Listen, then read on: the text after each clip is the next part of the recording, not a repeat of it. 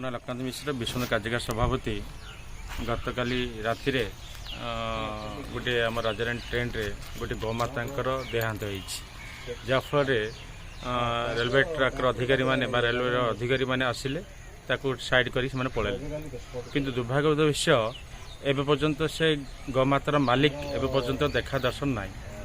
गौमाता पुणी से train track side पड़ी ताको अनेक प्रकार जीवजंतु मैंने भक्षण करुँच, किंतु दुर्भाग्य विषय जे गौमाता मलापर संस्कार करी पोतिया ना मालिक आसी ना कौन प्रकार प्रशासन भी सद हाथ बढ़ाई संगे संगे गौमाता गर्भवती भी थिले।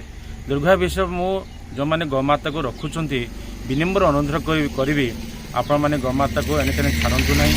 बहुत दुख लगुच देखु ये घटना जहाँ सह्य करी हो नहीं, तेणु विनम्र अनुरोध गौमाता को घरे रखु, पूजा करूँ, ताकू सम्मान सहित रखु, सी आप निश्चय आशीर्वाद देवे, आप मंगलमय हम। यदि ये गौमाता को छाड़े ट्रेन पड़ी से विभिन्न प्रकार पॉलिथिन विभिन्न प्रकार अपजगत खाई रोगाक्रांत होकर मृत्युवरण कर बहुत प्रकार दुर्घटना होती। एवं 3-4 दिन पर 3-4टी गाय आम दुर्घटना देखिलु। मु विनम्र अनुरोध करी जनसाधारण को गौमाता को घरे रखु, पूजा अर्चना करूँ और आशीर्वाद लिंतु। जय श्री राम।